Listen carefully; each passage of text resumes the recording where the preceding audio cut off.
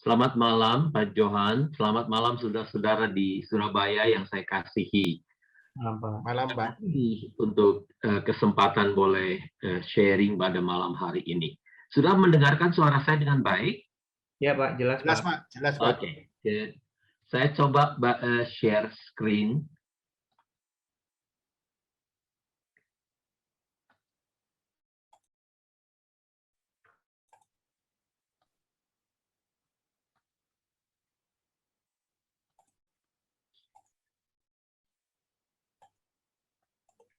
Topik yang diberikan kepada saya rebuilding intimacy.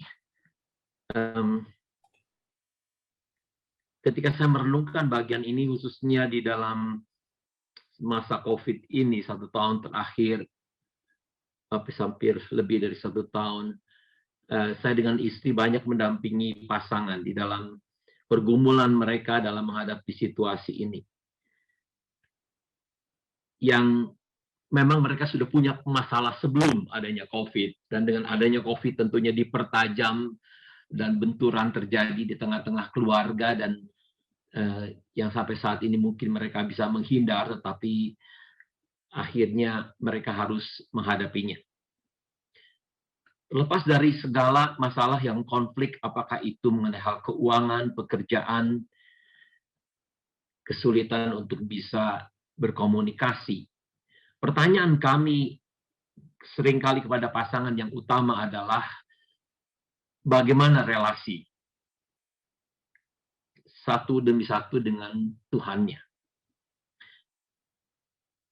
Yang saya rasakan ternyata yang mempersatukan mereka sampai saat ini dalam pernikahan bukanlah relasi pribadi mereka lepas pribadi dengan Tuhan dan relasi satu dengan yang lain, tetapi banyak hal yang lain, yaitu mengenai bisnis, mengenai anak, mengenai fasilitas yang mereka miliki, mereka antara kebutuhan dengan keinginan mereka yang seringkali berbenturan. Tetapi ketika bertanya di mana Tuhan di dalam relasi ini, itu satu pertanyaan yang shock dari pasangan. Ternyata sampai saat ini pernikahan mereka tidak mendapatkan dasar atau kurang membudidayakan relasi yang utama di dalam hidup mereka. Yaitu relasi pertama dengan Tuhan dan relasi dengan sesamanya, yaitu relasi dengan Tuhan yang memiliki pengaruh terhadap satu dengan yang lain. Saya ingin sudah sejenak untuk mengambil waktu bagaimana relasi saudara dengan Tuhan saat ini. Dari 1 sampai 10 relasi saya tidak baik, 1, 10 sangat baik, kira-kira ada di angka berapa? Kalau itu ada di angka 5 atau 6, berapa jauh pengaruhnya terhadap relasi saudara dengan sesama? Coba pikirkan dan renungkan sejenak. Saya ingin sudah mengambil waktu di tengah-tengah kita sulit untuk bisa fokus saat ini, terlalu banyaknya mungkin informasi yang kita dapatkan, kepanikan, kekhawatiran yang ada. Kembali lagi sekarang dengan boleh kata seperti lockdown lagi dari tanggal 3 sampai tanggal 20 ini. Tapi adakah waktu sudah untuk sejenak memikirkan apa yang terutama dalam relasi saudara, dalam hidup saudara? Coba ambil waktu sejenak, saya ingin mengajak saudara untuk mengambil waktu 1-2 menit. Setelah itu saya ingin berdoa sejenak sebelum kita memasuki renungan kita ini.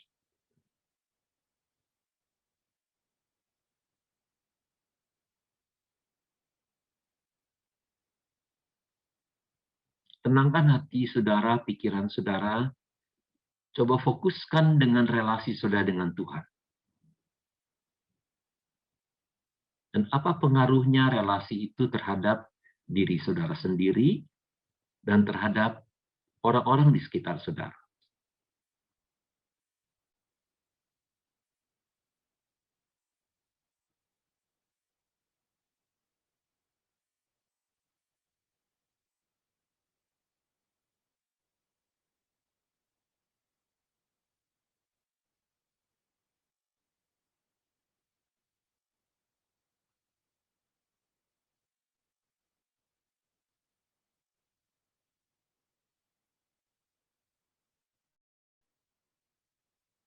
Kalau saudara sulit untuk fokus, untuk berkonsentrasi, coba saudara pusatkan pada pernafasan saudara. Sudah menarik nafas, pelan-pelan dan menghitung 1 sampai dengan 3. Kemudian saudara menahannya dan melepaskan secara pelan-pelan dan menghitung 1, 2, 3. Sudah menarik nafas. Kemudian sudah melepaskan kembali dengan 4, 3, 2, 1. Coba ulangi 1, 2 kali.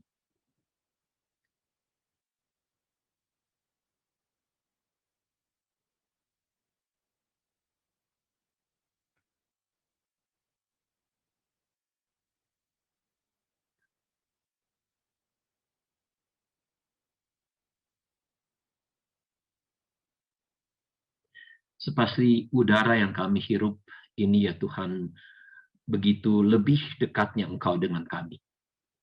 Engkau lebih dekat daripada kulit kami sendiri. Kalau Engkau memberikan nafas kehidupan pada kami malam hari ini, kami tahu tidak dengan sendirinya kami bisa bernafas seperti ini. Kami rindu ya Tuhan, nafas kehidupan kerohanian kami pun Engkau boleh segarkan malam hari ini.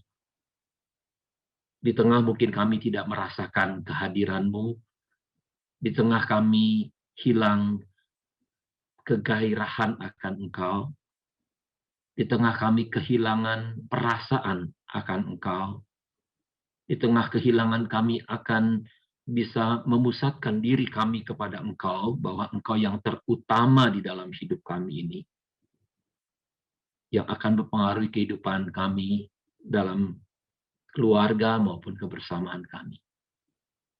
Kami mengundang Roh-Mu ya Tuhan untuk berbicara, Roh-Mu yang ada di dalam pikiran dan hati kami, yaitu roh kebenaran yang Engkau berikan melalui Roh Kudus-Mu. Biarkan kebenaran itu boleh kami dengar, dan kebenaran itu boleh memerdekakan kami. Kami rindu Engkau mengajarkan untuk kami hidup dekat dengan Engkau dan dengan sesama kami, sehingga nama-Mu dipermuliakan. Terima kasih ya Tuhan, Engkau sendiri yang berbicara kepada kami pada malam hari ini. Engkau hadir dalam setiap ruangan di mana kami berada. Pusatkan hati dan pikiran kami kepadamu ya Tuhan. Biarkan shalom, ketenangan itu boleh menuntun kami di dalam perbincangan kami sore ini, malam ini. Di dalam nama Tuhan Yesus Kristus kami berdoa. Amin. Saudara, kita tahu bahwa kita diciptakan untuk berelasi. Kita selalu ada dalam relasi dengan diri kita sendiri, dengan Tuhan, dan dengan sesama kita. Tapi bentuk relasinya seperti apa? Kualitasnya itu mungkin yang perlu kita ingin bertanya pada malam hari ini. Kita tahu dosa menjauhkan diri kita dari Allah. Itu yang memisahkan kita untuk tidak berelasi dengan Allah, tidak mencari Allah, walaupun Allah selalu ada dan hadir untuk kita. Jalan satu-satunya yaitu kembali lagi kepada Allah adalah pertobatan. Pertobatan arti saya berbalik 180 derajat dari apa yang saya pikirkan, apa yang menguasai pikiran saya, dan berbalik kepada Allah, menghadap Allah. Mendekatlah kepada Allah, dan Allah pun akan mendekati kita. Sudah, ayat ini saya ingin bersama dengan saudara untuk merenungkan dari Yakobus, pasal yang ke-4, ayat yang ke-8, sampai dengan ayat yang ke-10. Dekatilah Allah, maka Ia juga akan mendekatimu. Kamu orang berdosa, bersihkanlah dosamu dari tanganmu. Kamu berusaha mengikuti Allah dan dunia pada waktu yang bersamaan. Bersihkanlah hatimu, berdukalah, sesalkanlah dosamu, dan menangislah. Ubahlah kegembiraanmu menjadi tangisan. Ubahlah sukacitamu menjadi duka cita. Rendahkan hatimu di hadapan Tuhan, dan Ia akan meninggikanmu. Sudah dari Yakobus pasal 4 ayat 8 sampai dengan 10 ini mengajak kita untuk mengkaji ulang bagaimana relasi kita dengan Tuhan. Peringatan daripada Yakobus di sini untuk mengajak kita mendekat kepada Allah. Yang pertama di sini kita ingin menyerahkan diri kita totalitas sepenuhnya kepada Tuhan. Untuk kita bisa mendekat kepada Tuhan adalah menyerahkan diri kita. Menyerahkan diri kita tidak mudah karena kita sampai saat ini berusaha untuk mengontrol hidup kita. Kita rasakan melalui COVID ini kita melihat bahwa banyak hal yang tidak bisa kita kontrol dalam hidup ini.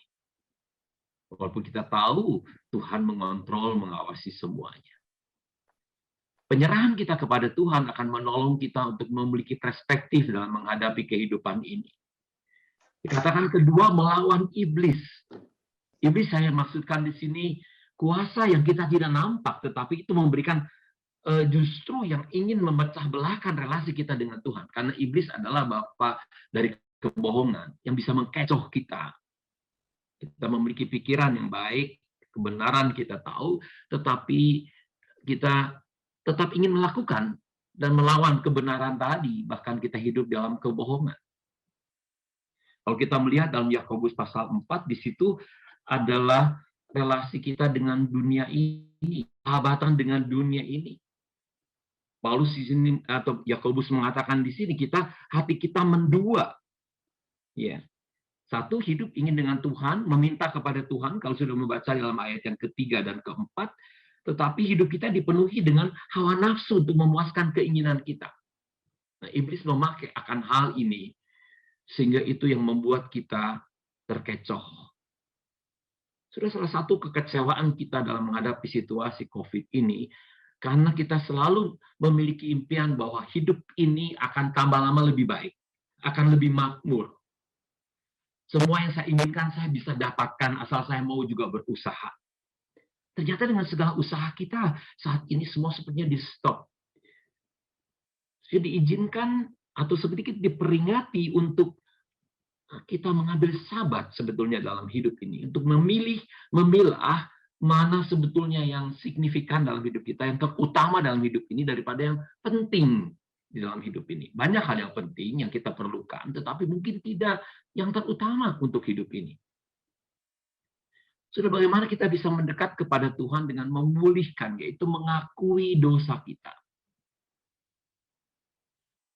Mungkin kita perlu datang kepada Tuhan malam hari ini untuk mengakui dosa-dosa kita. Dosa mungkin kesombongan yang ada pada diri kita. Mungkin kita menganggap diri kita bisa hidup tanpa Tuhan. Sudah dari 2 Tawarikh pasal yang ke-7 ayat 14, kita membacanya di situ, dan umatku yang atas namaku disebut, merendahkan diri, menyerahkan secara total, berdoa, dan mencari wajahku, lalu berbalik dari jalan-jalan yang jahat. Maka aku akan mendengar dari surga dan mengampuni dosa mereka, serta memulihkan negeri mereka. Mungkin sementara kita melihat kesalahan atau dosa orang lain, negeri ini, kita menyalahkan, mencari kambing hitam di luar diri kita. Tetapi bagaimana dengan dosa-dosa yang ada dalam diri kita sendiri? Memulihkan di sini dengan membasuh tangan. Hanya dalam keseharian, pekerjaan, perbuatan kita yang kita lakukan dengan tangan kita. Sudah banyak sekali kita saat ini mencuci tangan kita, sehari bisa berkali-kali. Bagi saya merupakan satu, kalau tangan kita saja kita perlu cuci seperti itu, apalagi dalam hati pikiran kita. Mungkin dosa yang belum kita ungkapkan dengan tangan kita, dengan perbuatan kita, tetapi yang sudah ada dalam pikiran kita. Perasaan iri hati, perasaan mungkin di sini tidak puas dengan keberadaan sekarang, bahkan menimbulkan kepahitan di dalam diri kita, karena tidak seperti apa yang kita bayangkan hidup ini. Kekesalan, kefrustrasian menghadapi situasi ini. Membasuh tangan kita, bahkan di sini dengan keras katakan merataplah, sadarilah kemalanganmu. Ini momennya sebetulnya untuk kita menyadari bahwa dalam hidup ini tidak terlepas dari penderitaan. Bahwa penderitaan dan kesulitan merupakan bagian dari kehidupan manusia yang jatuh dalam dosa. Kita sulit mungkin untuk meratap. Saya tidak tahu berapa jauh saudara di sini bisa meratapi, bahkan mungkin hati kita sudah begitu kebalnya mendengarkan satu berita duka ke berita duka yang lain. Tapi bagi mereka yang begitu dekat sekali dengan orang yang dikasihi, yang hilang, yang meninggal, di situ kita mungkin perlu meratap. Meratap bukan berarti cengeng. Meratap seringkali tidak diizinkan di dalam gereja untuk menunjukkan bahwa kita kuat, bahwa kita tough menghadapi ini. Tetapi Alkitab mengajarkan kita ada bagian untuk lament tadi, untuk meratap, yaitu berarti saya tahu Tuhan sanggup mendengarkan semua penderitaan saya, sekecil apapun mungkin yang kita anggap. Tapi Tuhan tahu hati kita yang sedih. Ke dalam konteks ini, kalau sudah belum pernah merasakan kepahitan, kegetiran daripada dosa, bahkan maut itu yang mengerikan tadi, mungkin kita tidak akan bisa menghargai dan sukacitanya. Kita memiliki hidup yang kekal di dalam Kristus. Yang sekarang, bukan yang akan datang. Sukacita yang sekarang di tengah-tengah penderitaan ini pun. Kita tahu kita punya jaminan keselamatan di dalam Kristus. Dan di sini katakan merendahkan diri kembali. Artinya, saudara menyerahkan diri dan merendahkan diri haruslah merupakan bagian dari hidup kita untuk kembali dan kembali dan kembali mendekat kepada Tuhan. Janji Tuhan bahwa Ia akan meninggikan kita pada waktunya. Kalau kita tidak mengalami di bumi ini, kita tahu sekali kala kita akan bertemu dengan Tuhan muka dengan muka. Ini pengharapan yang kekal, pengharapan yang meneguhkan kita di tengah-tengah tantangan kehidupan kita mengarungi samudra, mungkin kegetiran akan hidup ini, kengerian akan hidup tadi. Itu yang merupakan jangkar untuk kita bisa mencapai pada tujuan tadi, yaitu mendekatkan diri kepada Tuhan. Bagaimana praktisnya, saudara, keintiman dengan Allah ini? Hidup sebagai pengikut Tuhan, artinya ingin menapaki apa yang dilakukan oleh Tuhan, itu pertama dengan berdoa, berkomunikasi dengan Tuhan, setiap hari, setiap saat. Saya ingin mendengarkan dari saudara, mungkin dari pertanyaan saudara tentang hal ini, berapa jauh kehidupan doa saudara? Saudara, sidang jemaat atau kita anak Tuhan yang tidak berdoa, mungkin yang paling besar di balik itu adalah dosanya adalah kesombongan. Karena kesombongan yaitu saya bisa melakukan hidup ini tanpa Tuhan. Oleh sebab itu saya tidak perlu berdoa. Tapi pada saat kita mengalami penderitaan, kita mulai mungkin menjerit, berdoa dan memohon kepada Tuhan. Tapi berdoa dalam hal ini yang Tuhan maksudkan adalah relasi pribadi dengan Tuhan. Bercakap-cakap dengan Tuhan, tetapi juga mendengarkan suara Tuhan. Oleh sebab itu membaca firman Tuhan tidak bisa ditawar-tawar. Setiap hari. Kalau saudara hanya menyediakan waktu secumi 5 menit, 10 menit membaca Alkitab, tapi sudah dipenuhi pikiran saudara dengan informasi-informasi yang sudah dapatkan, yang sudah tahu pagi ini, itu menjadi news sore hari, sudah seperti koran yang saudara harus buang dan tidak lagi memiliki signifikansi yang utama dalam hidup saudara. Pertanyaan saya, berapa jauh pikiran dan hati sudah dipenuhi, lebih dipenuhi dengan junk information. Orang mengatakan sekarang ini kan lebih, katakan, infodemi, bukan pandemi yang lebih berbahaya, infodemi. Indonesia ini merupakan tempat untuk begitu banyaknya hoax yang terjadi. Yang membingungkan kita, yang begitu mudahnya kita percaya. Oleh sebab itu kita perlu kembali kepada firman Tuhan yang boleh membentuk pikiran dan hati kita. Untuk mendekatkan hati kita kepada Tuhan. Setiap hari. Artinya kebiasaan ini akan membentuk karakter hidup saudara. yang akan menentukan tujuan hidup saudara. Setiap pagi saya masih berjuang, saudara. Dua koran di hadapan saya, Jawa Pos atau Kompas. Mana terlebih dahulu yang harus saya baca? Ataukah Alkitab yang ada di tangan saya? Akan menentukan bagaimana saudara menghadapi hari itu. Hidup sebagai pengikut Tuhan nyata dalam persekutuan, sesama dengan orang lain, beriman. Sudah tidak ada sesuatu saat ini menurut saya, peran gereja yang memiliki komunitas, memiliki cell group, memiliki kelompok kecil, itu yang kuat bertahan menjadi tangguh dalam menghadapi situasi ini. Karena sudah tidak harus sendiri untuk menghadapi situasi ini. Kelekatan, kedekatan dengan Tuhan, dan kedekatan dengan saudara-saudara seiman. Dan kesaksian saudara. Sudah sementara ini kesempatan saya untuk bersaksi di situasi pandemi ini terhadap tetangga, itu membuka begitu besar ketika orang menghadapi kekhawatiran, ketika saya siap untuk mendengarkan kekhawatirannya. Lalu saya mulai memberikan masukan, menyaksikan tentang bagaimana Kristus hidup di dalam diri saya. Sudah saksikan kehidupan sudah bersama dengan Tuhan. Kalau sudah tidak dekat dengan Tuhan melalui doa dan membaca firman dan bersekutu dengan orang-orang beriman, mungkin tidak ada sesuatu yang saudara katakan. Mungkin tidak ada telinga yang sudah siap untuk mendengarkan penderitaan dunia ini. Ya, saya menyukai sekali dalam Yesaya pasal 50. Dikatakan di situ, setiap pagi engkau membuka telingaku untuk mendengar, mempertajam telingaku. Supaya aku dapat memberikan penghiburan bagi mereka yang lemah, yang letih, yang lesu, yang menghadapi kekhawatiran.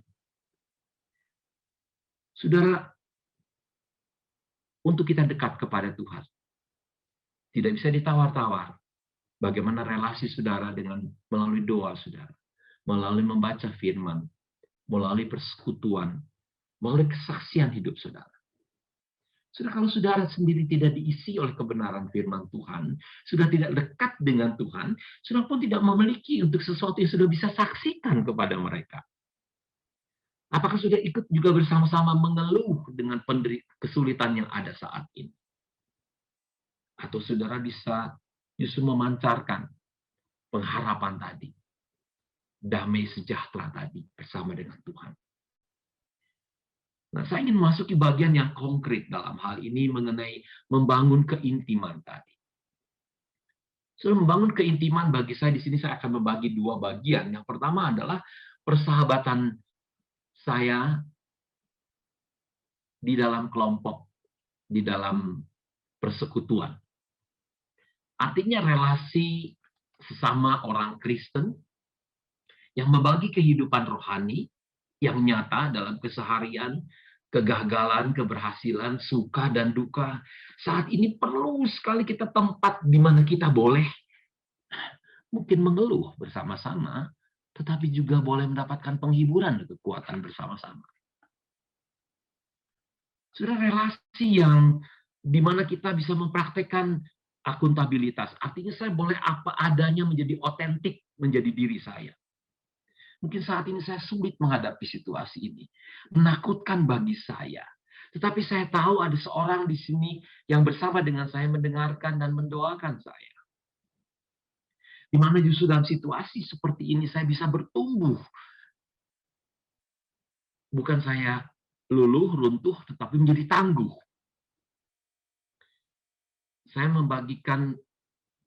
memberikan kepada Pak Pendeta Edi untuk nanti bisa saudara juga mengisinya, yaitu skala ketangguhan. Kuesioner ini atau pertanyaan itu akan menolong saudara untuk melihat di mana kondisi keberadaan saudara saat ini. Apakah secara fisik saudara fit? Apakah secara emosional, secara emosi saudara fit? Apakah secara pikiran saudara, secara spiritual saudara? Apakah secara sosial saudara? Artinya sosial di sini berapa jauh saudara mengkonsumsi informasi-informasi yang ada tadi. Atau firman Tuhan yang mengarahkan saudara. Nah, untuk kita bisa tangguh dan bertumbuh di dalam Tuhan, perlu komponen-komponen tadi. Bukan hanya secara spiritual, tetapi saat ini juga fisikal kita harus tangguh. Emosi kita, pikiran kita, sosial kita. Ya, artinya keberadaan kita dengan persekutuan yang ada. Adakah orang yang kita bisa percaya, yang bisa bersama-sama menggumuli tantangan yang dihadapi ini? Saudara, persahabatan rohani ini, yaitu seringkali hubungan ini dimulai dari kelompok-kelompok kecil yang diorganisir oleh gereja. Saya yakin saudara memiliki kelompok-kelompok ini. Berapa jauh saat ini kelompok ini teruji dalam situasi ini? Bukan hanya social gathering, maksudnya perkumpulan hanya secara sosial saja, tetapi kita melihat di sini ada kita fokusnya, yaitu satu terhadap yang lain, tetapi fokusnya terutama kepada Tuhan, yaitu pertumbuhan rohani. Sudah tidak ada pertumbuhan rohani tanpa kedisiplinan rohani. Juga dalam persekutuan ini atau persahabatan rohani ini, mungkin kita bertemu sekarang dengan Zoom, dengan video call, sudah bertanya bagaimana kabarmu hari ini, boleh saya berdoa untuk kamu? Mungkin pertanyaan seperti itu. Ada keputusan apa hari ini, pagi ini yang harus kamu ambil? Boleh saya mendoakan untuk engkau?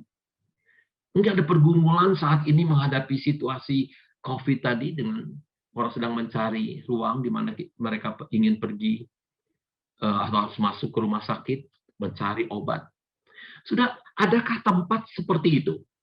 Di sini gereja betul-betul dipertanyakan di dalam persahabatan rohani ini.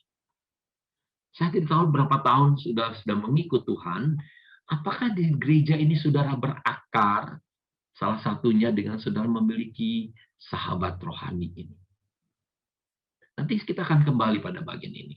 Berikutnya, saya melihat bagaimana spiritual companionship dalam pernikahan saudara. Saudara, salah satu di COVID ini yang saya perhatikan adalah diperingati, diingatkan, bahkan dipaksa bapak-bapak itu untuk tinggal di rumah.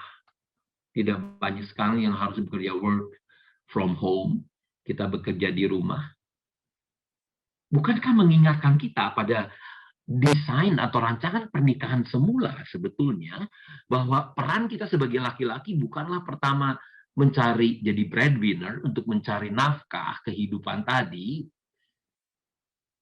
untuk kita mengaktualisasikan diri kita dalam karier, pekerjaan, untuk mengumpulkan sebanyak mungkin fasilitas yang kita perlukan, apakah itu keuangan, apakah itu untuk kebutuhan keluarga kita. Tetapi sebetulnya kehadiran kita sebagai seorang laki-laki, sebagai kepala keluarga, sebagai imam di tengah-tengah keluarga tadi. Sudah Efesus 3 ayat 31 dari kutipan Kejadian 2 ayat 24 katakan, sebab itu seorang laki-laki akan meninggalkan ayah dan ibunya untuk bersatu dengan istrinya, dan keduanya menjadi satu. Sudah keduanya menjadi satu itu merupakan proses, bukan hanya secara physical, seksual untuk prokreasi, tetapi di sini secara emosional dan secara spiritual mereka bisa menjadi satu, yaitu bertumbuh bersama-sama sebagai suami istri. Tapi bagaimana bisa kita bertumbuh di dalam keintiman suami dan istri? Orang mengatakan kata intim itu intimacy. Intimacy. Mengizinkan dia untuk melihat saya melihat dia, untuk melihat kedalaman hatinya, bukan hanya apa saja yang dikatakan, tapi juga apa yang tersirat di balik kata-kata tadi. Bagaimana saya untuk bisa menjadi satu secara spiritual? Pertama, ada rintangan-rintangan yang mengalami sulitnya untuk bisa memiliki kesatuan secara spiritual, untuk intim secara spiritual. Mungkin tidak ada contoh dari keluarga asal. Kita selalu mengatakan excuse kita sibuk, kita tidak punya waktu. Kita perlu mungkin mengkaji ulang. Kita banyak waktu untuk browsing dalam waktu singkat, 5 menit, 10 menit, setengah jam kita melihat YouTube sana-sini, entertaining. Tetapi kita mengatakan kita tidak punya waktu untuk pasangan. Bagi saya satu hal yang ironis. Ini pertanyaan merupakan pertanyaan prioritas dalam hidup kita dan apa yang terutama, apa yang menjadi kerinduan hati kita. Mungkin tidak tahu bagaimana melakukannya. Dan ingat, iblis juga tidak suka. Iblis suka perpecahan, bukan satu kesatuan, keintiman. Apakah sudah merasa sulit menyambung secara rohani secara konsisten dengan pernikahan saudara?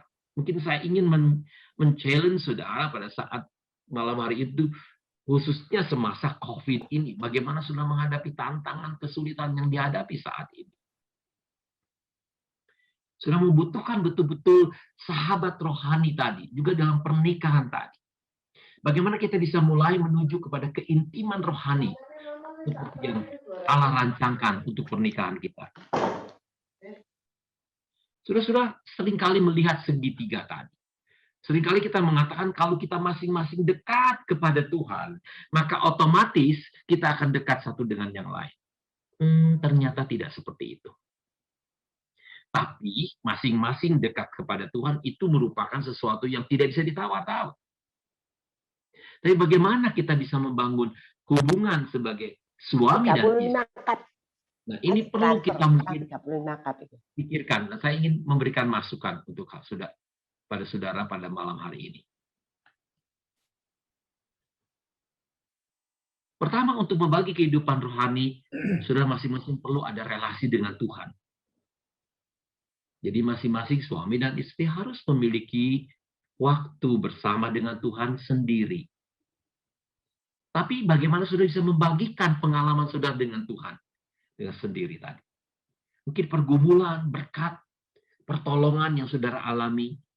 Mungkin ada kekhawatiran saudara. Berapa jauh pasangan bisa mendengarkan kekhawatiran dari pasangan. Dan membawa itu kepada Tuhan bersama-sama. Jadilah orang yang bertanya dan yang mendengar dengan baik. Ini salah satu masalah. Seringkali kita lebih banyak ingin menggurui, menasihati, memberikan masukan, atau pria kecenderungan untuk segera mencari solusi. Tapi mungkin pasangan ingin pertama didengar. Mungkin saya tidak setuju dengan apa yang dia katakan. Tetapi ketika dia merasa didengar dan dimengerti, dia akan merasa dikasihi. Sudah jangan beranggapan pasangan punya perasaan yang sama dengan saudara. Sudah perlu mungkin peristiwa yang sama yang dialami oleh seorang wanita dan pria bisa berbeda persepsinya. Dan begitu perlu saudara untuk bertanya saat ini bagaimana menghadapi situasi ini. Saya dengan istri berbeda dalam hal ini dalam menghadapi COVID ini. Dari awal-awal COVID kami seringkali konflik. Karena istri saya jauh lebih teliti, dia sebagai perawat. Kalau saya pulang, segera saya harus ganti pakaian, harus mandi. Mungkin saya kecenderungan untuk bisa tidak persis seperti apa yang istri saya inginkan. Itu menjadi konflik. Saya yakin tidak sedikit dari saudara menghadapi akan hal ini juga. Bukankah tapi itu muncul dari kekhawatiran sebetulnya apa yang terjadi tadi. Berapa jauh saya bisa membaca di balik semua sikap dari istri, suami kita itu karena dari kekhawatiran tadi. Saudara, mungkin tanyakan sesuatu yang sangat keseharian. Bagaimana keadaan kamu hari ini? Dan dengan sungguh-sungguh sudah menyediakan, dengan sudah memandang matanya mungkin dengan memberikan sentuhan, supaya persis tahu bahwa pertanyaan saya itu betul-betul tulus, bukan hanya basa-basi gitu. Bagaimana saya bisa berdoa untuk kamu? Pertama mungkin canggung sudah bertanya seperti itu. Tapi kalau pertanyaan ini menjadi suatu kebiasaan dan membentuk karakter kehidupan pernikahan saudara, sudah akan secara natural, sesuatu yang spiritual itu natural, sesuatu yang wajar terjadi dalam kehidupan kerohanian saudara, bahkan keseharian saudara. Kalau sudah belum terbiasa untuk berdoa bersama atau berdoa bersuara, mulai dengan doa yang singkat tentang hal-hal yang sederhana, seperti berdoa sebelum makan. Sudah seringkali masalah kalau saya melihat kita tidak berani berdoa karena kita mungkin menjiplak atau melihat pola hamba Tuhan berdoa yang dengan bahasa yang begitu tertata, begitu seperti bahasa surgawi, sehingga membuat kita minder, tidak bisa berdoa. Berdoa sekali lagi saya mengatakan spontan dengan apa yang saudara alami, yang saudara tidak harus menata kata-kata itu. Sudah dengan lebih natural, saudara, dengan lebih wajar kerohanian saudara akan lebih otentik sebetulnya di dalam kehidupan kerohanian kita bersama. Saudara, bagaimana persahabatan atau secara intim kerohanian dalam pernikahan? Memerlukan keberanian untuk tampil otentik. Mengizinkan pasangan mengetahui kegagalan, mungkin kelemahan, mungkin ketakutan kita. Nah, untuk itu perlu untuk tempat yang aman. Ya, artinya saya tidak dihakimi ketika saya mengungkapkan kelemahan saya, dinilai, dianalisa, atau ketika saya mengungkapkan kelebihan saya tidak dianggapkan GR ataupun sombong dalam hal ini. Sudah penting sekali dalam spiritual companionship tadi. Tidak ada kritikan, penghakiman atau sarkastik mungkin. Sarkasme. Inilah yang merupakan sikap mendasar untuk belajar terbuka kepada sesama dan kepada Tuhan. Untuk kita bisa intim satu dengan yang lain, itu saya harus otentik, saya harus jujur dengan keberadaan saya tadi. Keterbukaan, kejujuran, dan kerendahan hati untuk tidak memberikan penghakiman, tidak memberikan penilaian, tapi untuk bisa merasakan pasangan kita diterima apa adanya. Saudara, dalam persahabatan rohani ini, banyak hal-hal tentunya yang merintang kita, yang bisa membunuh intimasi kerohanian saudara. Gadget, sudah tahu persis akan hal ini. Ini menjadi masalah, sehingga ada seorang hamba Tuhan mengatakan, kalau iblis ingin menghancurkan gerejanya, biarkan anak-anak Tuhan diperlengkapi dengan gadget, dan biarkan dia lebih melekat kepada gadget daripada kepada Tuhannya. Dan iblis bisa memakai akan hal itu. Sudah kita bersyukur untuk teknologi canggih ini, tetapi juga iblis bisa memakainya teknologi canggih ini untuk menghancurkan kita. Saya teringat 2001 ketika ada di Amerika, ketika Twin Tower di New York itu ditabrak oleh pesawat. Sudah melihat pesawat, kita senang sekali kalau kita naik pesawat dengan mudah kemana bisa kita pergi. Kita bisa menikmati dengan waktu singkat ada di negeri lain yang sementara ini kita tidak bisa. Tetapi alat yang canggih itu dipakai juga untuk bisa menghancurkan. Ingat dengan gadget tadi, sadar benar saudara, iblis bisa memakai itu. Kemalasan, stres, selalu mengatakan tidak ada waktu, sudah selalu ada dalam tekanan dalam hal ini. Saya memberikan salah satu burn anxiety inventory kepada Pak Pendeta Edi. Saya minta mungkin kalau saudara yang mengalami saat ini kesulitan dalam kecemasan yang saudara hadapi, mungkin baik kalau saudara bisa mengisi kuesioner itu. Sehingga sudah bisa melihat apakah kecemasan itu ada pada perasaan saudara, pada pikiran saudara, atau sudah merasakan dalam tubuh saudara. Dan mungkin sudah membutuhkan pertolongan, apakah sudah membutuhkan seorang dokter, apakah sudah membutuhkan seorang counselor, apakah sudah membutuhkan betul-betul firman Tuhan yang setiap hari sudah baca, apakah sudah membutuhkan relaksasi dalam menghadapi situasi ini. Saudara, tidak sedikit di dalam masa ini, banyak orang mengalami tekanan, stres tadi yang menimbulkan kekhawatiran. Tidak siap untuk terbuka, karena kita tidak mau, kalau saya terbuka berarti saya harus siap untuk dilukai, saya siap untuk dihakimi atau dianalisa oleh orang lain. Kita sulit untuk bisa otentik, untuk bisa intim dengan Tuhan dan dengan sesama. Kita tahu semua, bahkan Tuhan tahu semua apa yang ada dalam isi hati kita. Tapi seorang yang mau intim, dekat dengan Tuhan, dia akan mengatakan apa adanya dan apa yang dirasakan. Kalau itu sulit bagi saudara, coba baca Mazmur. Mazmur adalah orang-orang yang terbuka, membuka diri di hadapan Tuhan. Juga pada saat dia mengungkapkan emosi-emosi yang negatifnya di hadapan Tuhan. Coba belajar terlebih dahulu dengan membaca Mazmur. Di situ sudah akan mulai belajar, mungkin bisa membuka diri juga terhadap sesama. Seringkali kita sebagai pasangan satu dengan yang lain, saya nggak mau menceritakan itu kepada pasangan, nanti jangan-jangan dia lebih khawatir atau jadi ribet. Kita seringkali dari pria mengatakan, kalau kita bercerita pada perempuan itu menjadi lebih ribet begitu, lebih baik kita nggak bercerita. Sudah salah satu tujuan kita menikah, kita tidak mau sendirian. Juga dalam menghadapi kesulitan, tantangan yang kita hadapi. Bukankah kita kalau kita menceritakan itu bisa menjadi lebih plong, lebih ringan, begitu ya? Ada pepatah mengatakan beban yang dibagikan akan menjadi setengah beban.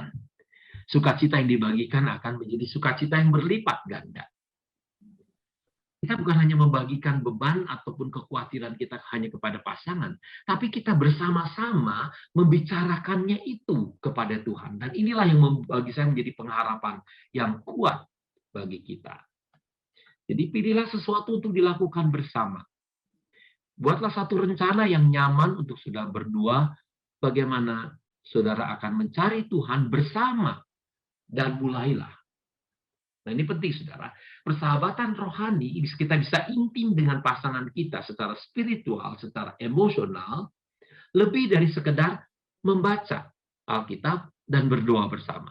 Lebih daripada hanya spiritual activity. Jadi aktivitas kerohanian kita begitu. Tetapi lebih daripada ibadah bersama atau secara spontan, tapi kita datang kepada Tuhan bersama-sama. Dan ini saudara menantikan Tuhan berbicara kepada kita. Menantikan kita bisa mendengarkan suara Tuhan. Nah, saya kembali lagi kepada segitiga ini yang tadi kita lihat. Sudah, ketika relasi kita masing-masing kepada Tuhan, tidak otomatis kita dekat satu dengan yang lain. Itu harus diusahakan, harus dengan sengaja sudah lakukan. Ya. Jadi pernikahan kita hanya akan bertumbuh ketika kita mendengar suara Tuhan bersama dan mendengarkan suara kita bersama-sama, gitu ya. Oleh sebab itu janji Tuhan di dalam Matius pasal yang ke-18, di situ ketika dua orang berdoa bersama-sama, di sini 2 atau 3 orang berkumpul dan berdoa bersama, Tuhan memberikan janji yang spesial di sini dikatakan.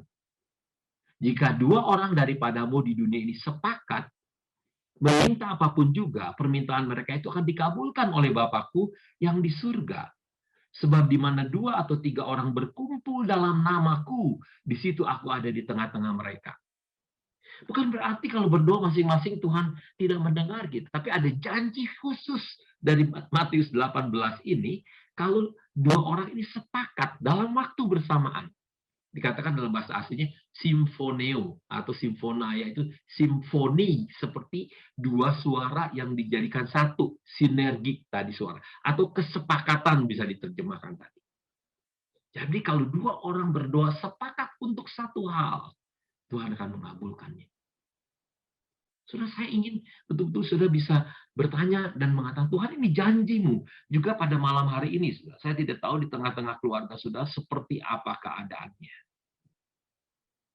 Mungkin tantangan yang saudara hadapi, kekhawatiran, keputusan yang harus segera diambil.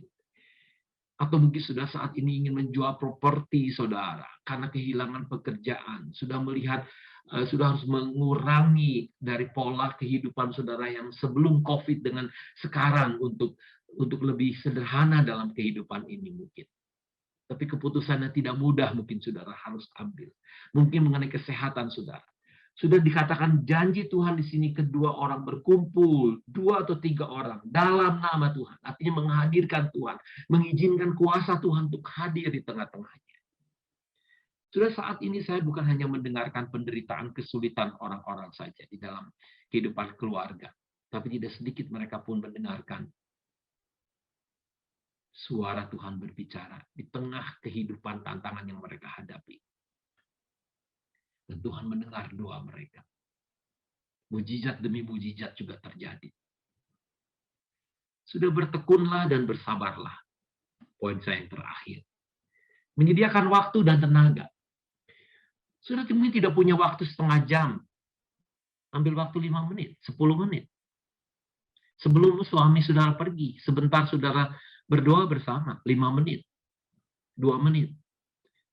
Rangkul anak saudara sebentar sebelum tidur, mengambil waktu 5 menit, 10 menit bersama dengan anak saudara untuk berdoa. Saya yakin 2 kali 3 menit atau sudah tidak bisa setengah jam tapi 2 kali 10 menit. Pagi 10 menit, siang hari 10 menit. Sudah jangan khawatir sudah merasakan bolong-bolong, tapi coba ambil setiap jeda waktu yang ada. Ya, marginal waktu tadi. Waktu Tuhan berikan. Orang mengatakan bukan time management sebetulnya, tetapi self-management. Bagaimana saudara memanage diri saudara sendiri. Itu perlu diatur, dituntun oleh firman Tuhan, oleh kebenaran. Udah roh Tuhan yang menuntun saya. Beranilah mencoba dan mencoba kembali.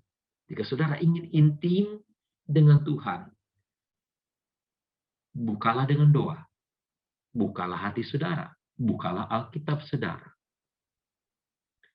Carilah persekutuan bersama orang beriman. Pertama dengan pasangan saudara, dengan anak saudara. Ingat saudara, kasih Tuhan itu tidak pernah berkesudahan bagi kita. Dan apa yang sudah lakukan, yang sudah investasikan, tidak bisa tanpa pengorbanan. Penyangkalan diri.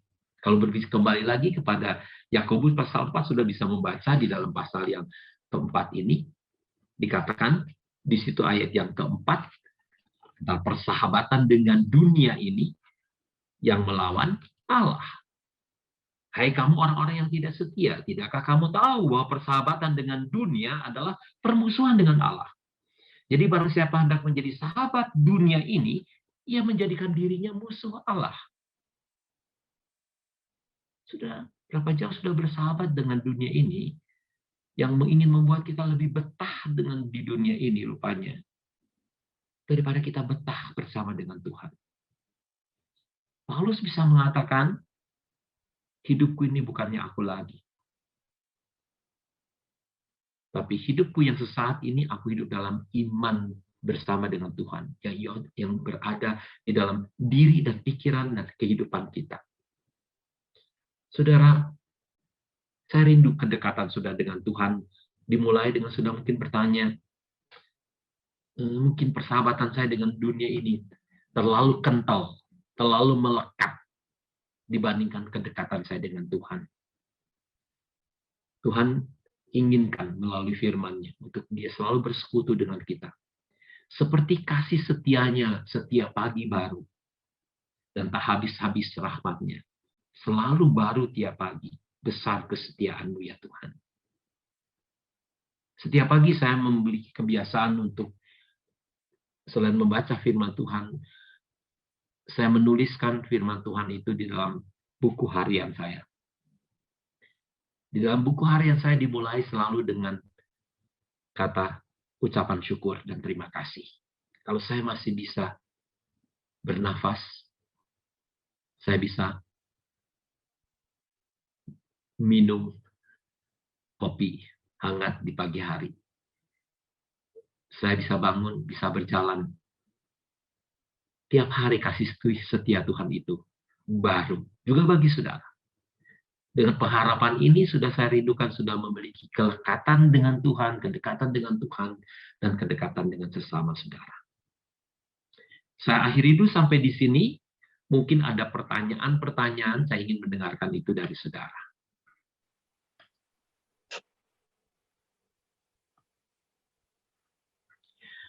Ya, terima kasih Pak Daniel. Silakan. Bapak Ibu ada yang perlu yang dipertanyakan? Kalau yang ada bisa langsung buka speakernya, mute, dibuka, boleh langsung bertanya ya kepada Bapak Daniel ya.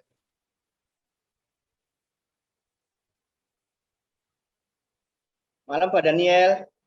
Selamat malam. Saya Adigani Pak, mau tanya Pak. Iya Pak, silakan Pak. Pak Gani. Bagaimana atau apa yang harus kita lakukan di dalam hidup ini untuk selalu mengalami keintiman dengan Tuhan. Karena hubungan kita dengan Tuhan itu tidak sama dengan hubungan kita dengan orang lain.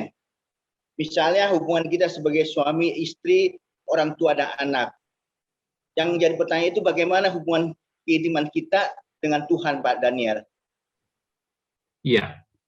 Tadi dari Yakobus pasal 4 kan pertama untuk mendekat kepada Allah dan mendekatkan kepadamu, yaitu di sini akui datang kepada Tuhan seperti apa adanya.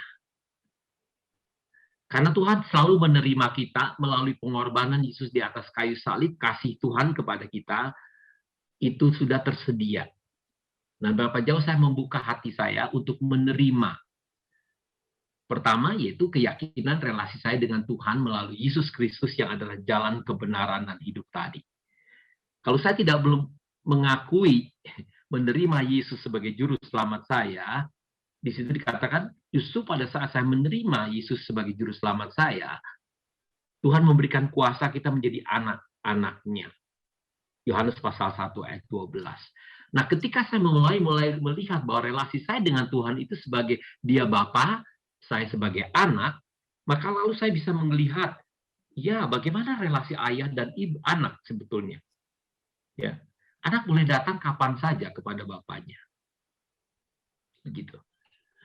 Kedua, saya pertama di sini dengan memiliki relasi pribadi ini, suatu relasi perlu dipelihara tentunya. Kalau saya ingin memiliki relasi yang dekat sebagai suami dan istri, ya saya harus mengambil waktu bersama dengan dia. Itu satu proses perjalanan dalam hidup ini. Begitu ya. Kalau saya tidak mengambil waktu, bagaimana relasi ini saya bisa bertumbuh? Dan saya harus ada keterbukaan tadi. Kalau di dalam Matius dikatakan, masuk kamar, tutup kunci kamar, lalu berbicara kepada Bapamu yang ada di surga. Tidak perlu berdoa itu pamer gitu di depan orang di sini, tapi iya, dia ada, dia hadir, dia mendengarkan saya. Begitu ya.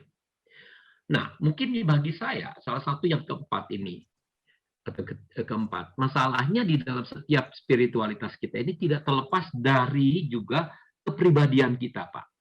Jadi seorang yang memiliki tipe berpikir seperti thinking type, dan dia itu perlu berpikir. Untuk dia bisa berbicara dengan Tuhan, dia perlu mungkin melihat kebenaran melalui membaca firman Tuhan di sini, dari yang masuk di dalam pikiran logika dia.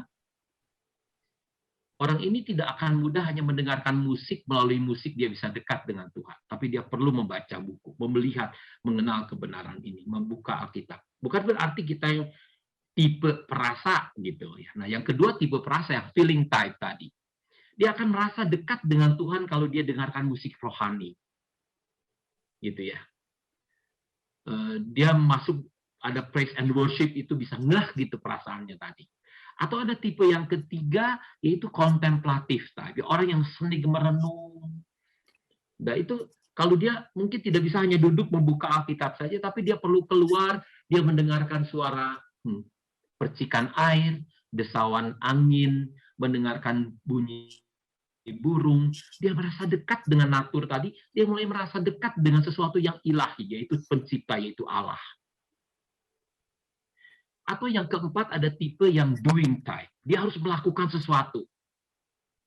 Dengan dia menunjukkan kebaikan, karitas, menunjukkan kasih kepada orang, dia menunjukkan itu spiritualitasnya, itu kedekatannya dengan Tuhan, dengan dia membagikan hidupnya kepada yang lain. Nah, kalau sudah dari tipe tadi, ada yang pola berpikir, perasa, yang lebih perenung, atau yang ingin melakukan sesuatu, yang kita harapkan sebetulnya seluruhnya itu ada dalam diri kita. Kita ingin dekat dengan Tuhan, kita tidak terlepas harus membaca firman Tuhan. Salah satu masalah, saudara, 3 hari yang lalu saya membaca di Kompas, dari 61 negara, Indonesia itu yang ke-60 bangsa yang tidak suka membaca. Saudara, ini iblis bisa memakai kita Saudara, kalau saudara hanya memuaskan diri saudara hanya dengan YouTube ataupun dengan hoax atau dengan gadget, memang kehidupan saudara tidak akan intim dengan Tuhan, tidak akan mendalam dengan Tuhan. Kalau sudah tidak membuka Alkitab saudara sendiri, kalau sudah hanya menyediakan waktu 5 atau 10 menit membaca firman Tuhan lalu lewat begitu saja, memang sudah tidak akan dekat dengan Tuhan. Karena di situ sudah tidak mendengarkan apa yang sudah ingin katakan, yang Allah ingin katakan, pikiran yang Tuhan ingin katakan kepada kita. Mungkin yang bagi saya, untuk kita bisa bertumbuh dekat dengan Tuhan, kita membutuhkan persekutuan. Seringkali kalau kita sendirian, itu kita tidak jujur dengan diri kita sendiri. Kita selalu memiliki alasan sekian yang lain untuk tidak melakukan yang satu tadi, untuk berdiam diri di hadapan Tuhan, untuk dekat dengan Tuhan. Sudah masalah kerohanian kita, sering bisa kehilangan perasaan. Yang pertama menurut saya kehilangan konsentrasi, fokus. Saya belajar dari seorang yang New Age, mungkin di sini yang dia mengatakan pikiran kita kalau tidak kita memproses masa lalu yang belum selesai, kita mengkhawatirkan masa depan yang belum terjadi. Tetapi untuk bisa berada sekarang di sini, itu kesulitan bagi orang-orang di abad ini. Saya bersyukur sudah masih hadir di sini. Apakah kehadiran sudah secara fisik, itu pun hadir secara intelektual, secara emosi sudah betul-betul hadir. Ini satu masalah sudah. Tambah lagi dengan gadget, pikiran kita menjadi loncat-loncat begitu. Kehilangan konsentrasi mempersulit kita untuk bisa dekat dengan Tuhan. Kehilangan perasaan. Sudah mungkin ingin merasakan tentang kehadiran Tuhan. Kalau sudah saat ini sulit dengan membaca, mungkin sudah perlu memang mendengarkan musik mungkin. Ada syair musik. Mungkin sudah perlu keluar untuk merasakan bagaimana mengagumi ciptaan Tuhan. Baca Mazmur dalam hal ini. Atau sudah kehilangan tadi selain konsentrasi dan perasaan, sudah kehilangan kekaguman akan Tuhan. Mungkin kekaguman saudara akan benda-benda yang ada di bumi ini, yang memberikan kesenangan sesaat bagi saudara, tetapi bukan Tuhan. Saudara minta kepada Tuhan kalau ada hal-hal ini, supaya Tuhan bekerja di dalam diri kita. Apakah itu mungkin sampai di situ dulu Pak Gani? Apakah ada pertanyaan balik?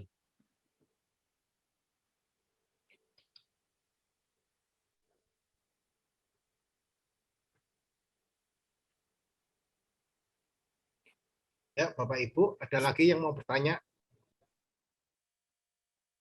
Dari Komisi Pria sudah, mungkin dari Komisi Wanita, Ibu-ibu ada mau yang bertanya? Mungkin saya ingin menggarisbawahi sedikit tentang komunitas. Saudara, kita membutuhkan, terutama kita laki-laki, satu dengan yang membutuhkan accountability partner. Mungkin seorang yang bertanya bagaimana hari ini keadaan kamu, mungkin 2 pertanyaan saja. Bagaimana keadaanmu hari ini? Apa yang aku bisa doakan untuk kamu? Tapi itu confidential. Satu dengan yang lain kita saling mempercayai supaya kita bisa besi mempertajam besi begitu. Itu yang akan menolong kita untuk bisa bertumbuh. Saya tidak tahu sudah memiliki tidak partner, teman, sahabat rohani yang seperti ini untuk sudah bisa bertumbuh. Kalau sudah sulit sendirian untuk bertumbuh, sudah membutuhkan partner atau pasangan, teman, sahabat untuk kita bisa bertumbuh bersama-sama. Dan ini salah satunya adalah kita membutuhkan komitmen. Ya. Sudah kenapa IDMC di Singapura bisa berkembang? Salah satunya adalah yang mungkin kita kurang memiliki, yaitu kedisiplinan, komitmen. Mungkin bertemu 1/4 jam, setengah jam untuk bisa saling mendoakan, untuk membagikan firman Tuhan pagi ini, ayat ini aku baca, itu menolong aku. Tetap 1, 2, 3 kalimat. Bagaimana untuk teman yang lain untuk membagikannya. Untuk itu bisa kita saling mempertajam di dalam relasi kita dengan Tuhan.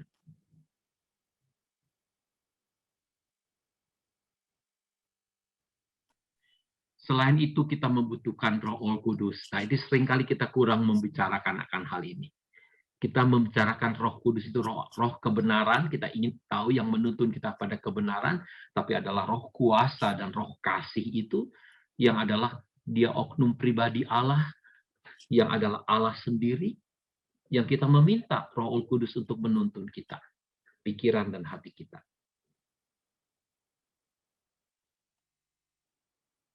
Silakan, mungkin ada pertanyaan lain atau dalam chat mungkin perlu dibacakan, ada yang bertanya? Iya, selamat malam Pak Daniel.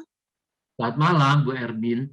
Saya, ya, sorry saya pakai ini, saya join sama mama saya. Saya Megah.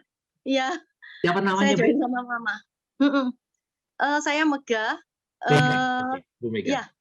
Ya, yang mau saya tanyakan gini, kadang kan kita ini bangun relasi sama Tuhan kan pasti ya salah satunya dengan berdoa dan baca firman.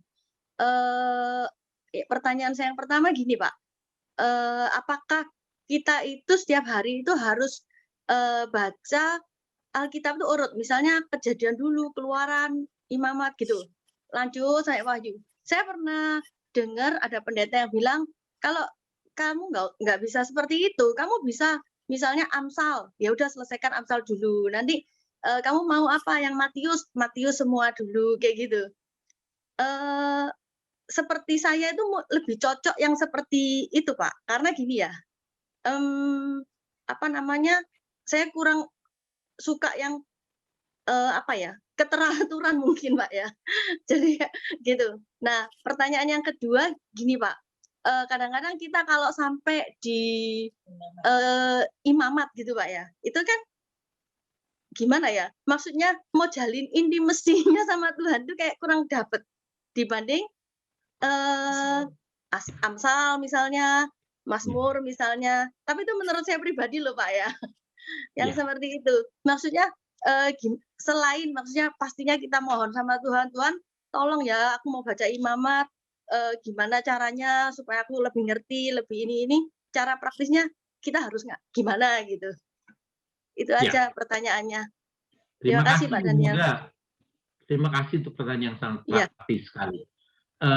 Iya, memang untuk pemula baik kalau dia membaca yang tidak mungkin yang bagian-bagian yang sulit seperti tadi bilangan, Tabakrikh ya atau Levitikus, Imamat. Kita inginkan dua-duanya. Satu secara sistematis membaca seperti panorama Alkitab begitu. Saya dengan istri mulai dari tahun ini membaca 4 pasal, 4-5 pasal per hari, itu dari gabungan dari Perjanjian Lama 2 bagian, kemudian 2 bagian dalam Perjanjian Baru begitu. Itu menolong untuk kita bisa melihat panoramanya tanpa saya mungkin merenungkan berhenti dalam 1-2 kalimat atau 1 kata. Tapi ada momen di bagian yang tadi sporadis tadi, bagian yang mudah saya biasanya bagi pemula menganjurkan untuk baca Injil Yohanes, hikayat Yesus, artinya kehidupan Kristus, itu menolong dia untuk tidak, terutama yang tidak terbiasa membaca, begitu ya. Bagi saya sih perlu dua-duanya, begitu. Untuk melihat panorama Perjanjian Lama, betapa kayanya kebenaran firman Tuhan, mungkin efeknya satu kitab yang lain kepada kitab yang lain bisa berbeda, tapi kita tahu kita menerima Alkitab sebagai firman Tuhan, Tuhan bisa berbicara dengan berbagai cara kepada kita. Yang menolong bagi saya saat ini tuh ada, kalau Ibu bisa melihat Bible Project dari YouTube, itu dalam waktu singkat 5-7 menit, contohnya sudah akan mempelajari 1 kitab. Dan sudah tahu dari 1 kitab itu isinya apa, makna yang utama, teologianya apa, pemikirannya apa, sudah bisa dapatkan dalam waktu 7-8 menit. Gitu ya. Tergantung besar kecilnya 1 kitab tadi, begitu. Nah, itu menolong bagi saudara pertama untuk melihat panoramanya, oke, Mazmur 150 pasal begitu. Tapi apa sih poin yang utama dari Mazmur secara keseluruhan tadi? Nah, di dalam Bible Project itu saudara bisa pelajari dalam waktu singkat. Ya. Kalau saya gabungan dua-duanya itu yang menolong. Karena seringkali bisa mudah saja terkecoh, kita hanya melihat sesuatu yang kita sukai, kita baca, Tetapi ada yang bagian yang kita tidak suka baca, tetapi sebetulnya Tuhan tetap ingin berbicara kepada kita. Ya, ya, saya sih melihat perlu kedua-duanya. Sulit, tapi mungkin mencobanya dengan bantuan-bantuan tadi Bible App tadi atau Bible Project, atau ada buku-buku juga yang dapat menolong untuk melihat sekilas tentang isi surat Yakobus ini dari 5 pasal apa. Tapi mungkin saya bisa kembali lagi kepada 1 ayat atau 2 ayat yang saya ingin fokus untuk hal itu. Mungkin itu dulu Bu Mega dari saya. Baik, terima kasih Pak Daniel. Ya, sama-sama. Silakan saudara yang lain.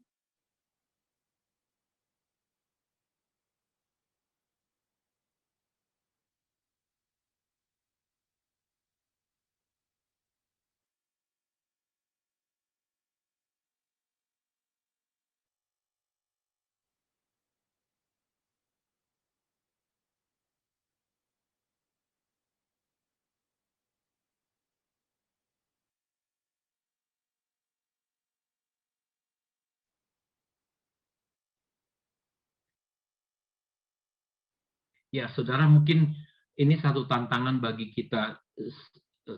Saya banyak membimbing pasangan-pasangan untuk persiapan pernikahan juga di masa-masa COVID ini. Dari sekian pasangan, saya tidak menemukan satu pun yang suka membaca.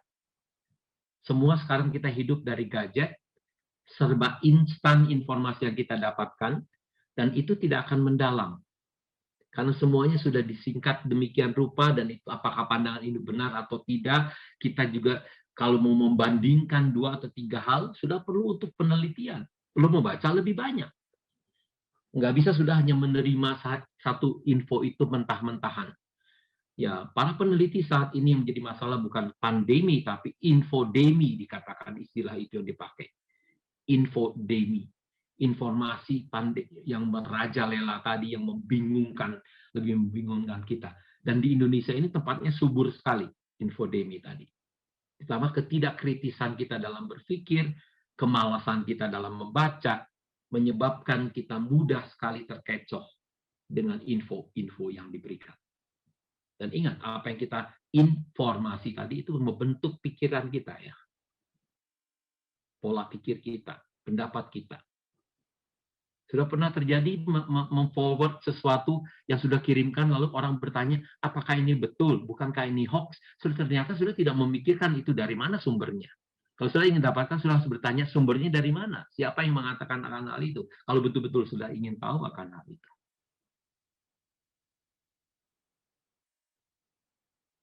Pertanyaan di sini, bagaimana kita tahu saat kita doa, saat kita bisa tahu itu jawaban atau suara Tuhan?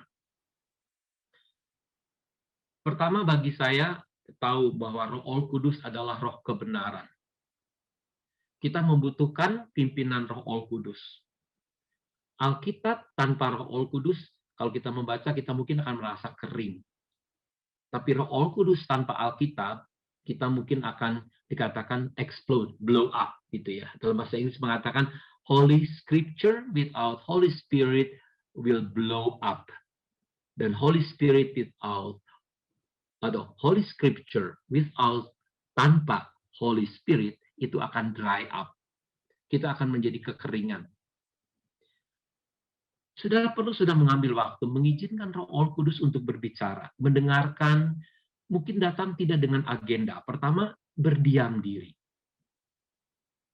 Nah, dalam hal ini, saudara untuk bisa betul-betul merenungkan firman Tuhan, seperti dalam Mazmur pasal yang pertama, yang merenungkan Tauratnya siang dan malam, itu istilah yang dipakai adalah haga dalam bahasa Ibrani, yaitu mengunyah atau melembutkan atau memamah biak. Itu kata yang sama dipakai seperti untuk sapi begitu. Kalau ketika sapi kan duduk lalu dia kumat kamit, nah itu dia melembutkan rumput yang telah ditelan tadi. Nah, ini yang disebut ingin mendengarkan suara Tuhan, nanti izinkan firman Tuhan itu kita lembutkan. kita pelan-pelan, kita izinkan dia untuk berbicara kepada kita melalui akal kita, melalui perasaan kita. Itu disebut merenungkan tadi, agak melembutkan. Kedua, keterbukaan sudah mendengarkan suara Tuhan tidak selalu spektakuler, saudara. Artinya, wah saat itu betul-betul saya merinding, merasakan Tuhan itu dekat. Ada masanya, saya merasakan, ya, saya melihat itu kebenaran, tapi melewat saja begitu saja. Tidak ada perasaan yang ngeh gitu perasaannya. Bukan berarti Tuhan tidak berbicara. Ya, saudara. Saya selalu membayangkannya di sini seperti di dalam Markus pasal 4. Kalau saya mungkin sebentar membaca Markus pasal 4.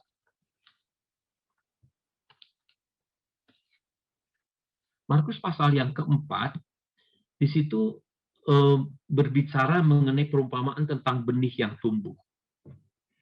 Beginilah hal kerajaan Allah itu seumpama orang yang menabur benih di tanah, lalu pada malam hari ia tidur dan pada siang hari ia bangun dan benih itu mengeluarkan tunas dan tunas itu makin tinggi. Bagaimana terjadinya tidak diketahui orang itu. Bumi dengan sendirinya mengeluarkan buah, mula-mula tangkainya, lalu bulirnya, kemudian butir-butir yang penuh isinya dalam butir itu. Apabila buah itu sudah cukup matang, orang itu segera menyabit sebab musim menuai sudah tiba. Nah, kadang-kadang saya melihat ada saat teduh, saya mendengarkan itu benih firman Tuhan ada dalam diri saya, tetapi saya tidak selalu langsung merasakan ini jawaban Tuhan, ini Tuhan berbicara, gitu ya. Tentunya saya bisa mendengarkan suara Tuhan, satu melalui firman Tuhan, juga melalui apa yang orang lain katakan kepada saya, melalui situasi, atau melalui hati nurani kita. Nah, ini salah satunya hati nurani kita apakah dimurnikan oleh Tuhan. Sehingga kita bisa mendengarkan suara Tuhan. Apakah itu melalui situasi, melalui kata orang, atau melalui langsung secara firman yang kita baca. Jadi Tuhan bisa memakai berbagai cara untuk berbicara kepada kita. Dan dalam hal ini, firman Tuhan dan Roh Kudus akan menuntun kita. Bagaimana kita bisa mendengarkan suaranya. Penting, siap sedia untuk kita mendengar. Cukup dengan tenang kita mendengar. Biarkan Roh Kudus menuntun kita dengan kebenaran firman Tuhan yang kita baca. Kalau kita yakin ini suara Tuhan berbicara melalui kebenaran firman Tuhan, ujilah itu. Kembali dengan doa, dan mengizinkan orang lain juga untuk berbicara kepada saudara, untuk mengatakannya. Ya, karena ada pepatah mengatakan kalau sudah tidak siap untuk mendengarkan suara saudara seiman, atau seadana saya kata, kalau sudah tidak siap lagi mendengarkan suara istri atau suami saudara, jangan-jangan saudara tuli untuk mendengarkan suara Tuhan. Sudah penting izinkan tadi sendiri bersama yang kita, komunitas kita, persekutuan kita yang bersama-sama kita bisa mendengarkan suara Tuhan. Dengan kita berasa juga mendengarkan satu terhadap yang lain. Mungkin itu dulu dari saya. Dan ini satu masalah, sudah pertanyaan kita mendengarkan suara Tuhan. Dari penemuan Barna, 90 sekian persen orang Kristen sulit untuk mendengar suara Tuhan. Tapi bersyukur masih ada orang 10% yang siap untuk mendengar. Dan untuk itu, sudah kalau untuk mendengar, sudah perlu kesiapsediaan untuk membuka telinga, membuka hati, membuka Alkitab. Membuka hati nurani, saudara.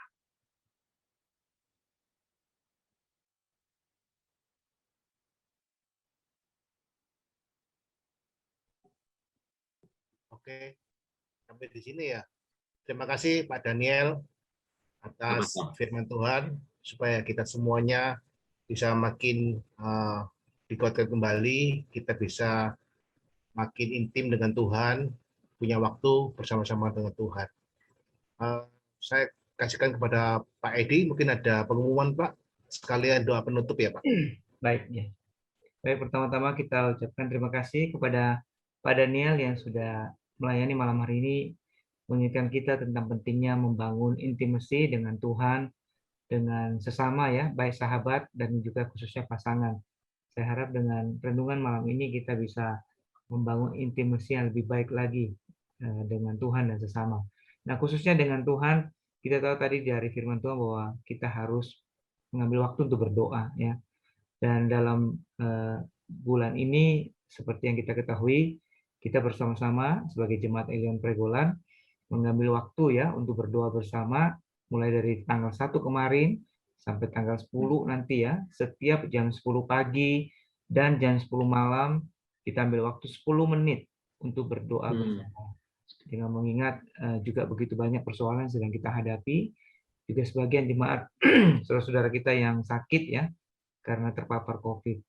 Nah, karena itu ini kesempatan bagi kita untuk membangun intimasi dalam waktu-waktu doa 10 menit, pagi jam 10 dan malam jam 10, sehingga kita benar-benar bisa lebih mengenal Tuhan, lebih dekat dengan Tuhan. Terima kasih Pak Daniel untuk pelayanan malam hari ini, Pak. Terima kasih, Pak. Ya. Terima kasih untuk kesempatan boleh melayani. Baik, kita akan tutup dengan doa. Mari kita berdoa.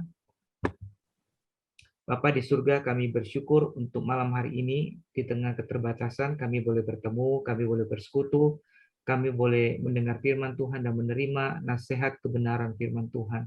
Terima kasih untuk hamba-Mu, Pendeta Daniel, yang sudah mengingatkan kami untuk membangun kedekatan dengan Tuhan, intimasi dengan Tuhan, dan juga dengan keluarga kami, dengan pasangan kami, dengan teman-teman sahabat seiman kami. Terima kasih Tuhan, tolong kami supaya kami benar-benar boleh menggunakan kesempatan yang masih ada, yang Tuhan masih berikan, untuk boleh membangun kedekatan dengan Tuhan. Terima kasih Bapak, berkati hamba-Mu, Pendeta Daniel, di dalam pelayanan, di dalam rumah tangga, dalam kehidupan pribadi. Terima kasih Bapak, dan sebentar kalau kami akan berpisah satu dengan lain, mohon Tuhan juga menyertai, memberikan sukacita dan sejahtera di tengah kehidupan kami. Dalam nama Tuhan Yesus kami bersyukur dan berdoa. Amin. Amin. Saya bisa minta waktu sebentar. Ya, saya kirimkan kepada Pak Edi itu skala ketangguhan. ya benar. Mungkin saya ambil dari buku ini. Oke. Buku ini nanti saya akan kirimkan kepada Pak Edi. Dari buku ini, tangguh dalam kehidupan, kuat dalam Tuhan. Ya. Baik sekali kalau Bapak Ibu bisa membaca dari buku ini, melihat tokoh-tokoh di dalam Alkitab, justru pada saat mereka menghadapi tantangan kehidupan, mereka menjadi tangguh, resilient. Apakah itu secara emosional, secara intelektual, secara spiritual, secara fisikal. Nah, dalam skala tes tadi, mungkin tadi Pak Edi bisa bagikan kepada teman-teman semua. Saudara bisa mengisinya, lalu saudara bisa melihat di mana kelemahan saya saat ini. Kurangnya mungkin secara fisik, kurang tangguh, atau secara emosional saya kurang stabil, atau secara spiritual dalam hal ini. Mungkin baik kalau sudah melihat diri saudara sendiri. Saat ini COVID ini menolong kita untuk melihat bukan hanya hal yang spiritual, tetapi yang emosional, perasaan emosi kita yang up and down, kekhawatiran, kecemasan yang ada dalam diri kita, itu akan betul-betul membuat kita gelisah dalam menghadapi kehidupan tadi. Atau secara spiritual, saya tidak memperhitungkan lagi, ada kuasa yang lebih besar dari situasi yang ada ini. Atau saya tidak mengambil waktu lagi untuk sabat. Nah, saya kirimkan buku ini kepada Pak Edi. Tadi di balik buku itu, saya sudah mengetiknya di dalam skala ketangguhan, tapi ada kredo ketangguhan. Jadi pengakuan tentang ketangguhan yang disusun dari ayat-ayat Alkitab. Saudara baca itu, jadikan itu satu kekuatan dalam doa saudara. Contohnya di sini, kita tahu akan pengakuan iman rasuli, tetapi jarang sekali kita mulai pengakuan akan ketangguhan dari janji-janji Alkitab. Contohnya di sini dikatakan, saya percaya bahwa Allah bekerja dalam segala hal untuk kebaikan. Saya percaya bahwa tidak ada satupun yang dapat memisahkan saya dari kasih Allah yang saya miliki dalam Kristus Yesus. Saya percaya bahwa segala perkara yang dapat saya tanggung di dalam Kristus yang memberi kekuatan kepada saya. Dan seterusnya dari beberapa susunan tadi. Yang terakhir di sini katakan, saya percaya bahwa Allah akan memakai pencobaan-pencobaan untuk memurnikan saya dan membuat saya makin kuat, bijaksana, dan berbelas kasihan. Dan semua itu ada ayat-ayatnya. Andai kata sudah punya waktu untuk baca, ambil waktu. Pakai kesempatan situasi saat ini untuk menjadi tangguh di dalam hidup dan iman saudara. Oke, selamat untuk membaca. Nanti saya minta alamat Pak Edi yang saya akan kirimkan kepada Bapak besok kalau saya tahu alamatnya di mana. Oke. Ya, ini. Tadi yang terima kasih. Ya, tadi slide dari Pak Daniel sudah saya bagikan di grup Komisi Pria dan Komisi Wanita. Silakan saudara bisa melihat dan mencoba mengisi kuesioner. Oke. Bukunya Terima terbitan kasih. mana, Pak Daniel? Ya. Bukunya terbitan mana? Bukunya? Bukunya diterbitkan oleh Yayasan Gloria Katalis. Oh iya, Pak. Itu disusun oleh dua misionaris yang menurut saya buku ini sangat memberkati saya. Ini muncul di bulan Juli lalu setelah COVID ini. Dan banyak menjadi berkat bagi, sangat sederhana dibaca, tapi juga ada assessment-nya, ada pertanyaan-pertanyaan untuk melihat diri kita sendiri, kita ada di mana saat ini. Untuk kita bisa tangguh secara fisikal, emosional, secara spiritual, secara sosial. Untuk itu apa yang harus saya lakukan? Supaya saya bisa bukan hanya bertahan, tapi menjadi kuat dan tangguh di dalam situasi ini. Menarik sekali, Alkitab selalu memiliki pengharapan dalam penderitaan dan kesulitan untuk tidak membuat kita menjadi runtuh atau lumpuh, tetapi menjadi tangguh. Ya. Baik. Saya kirimkan besok kepada Pak Edi. Baik, Pak. Ya. Terima kasih banyak, Pak Daniel. Sampai bertemu kembali di kesempatan. Sama-sama. Ya. Selamat malam, saudara-saudara. Selamat malam. Terima kasih, Pak. Terus. Terima kasih, Pak Daniel. Terima kasih, Pak Daniel. Terima kasih. Tuhan berkati. Selamat malam semua ya. Malam. Selamat. Malam.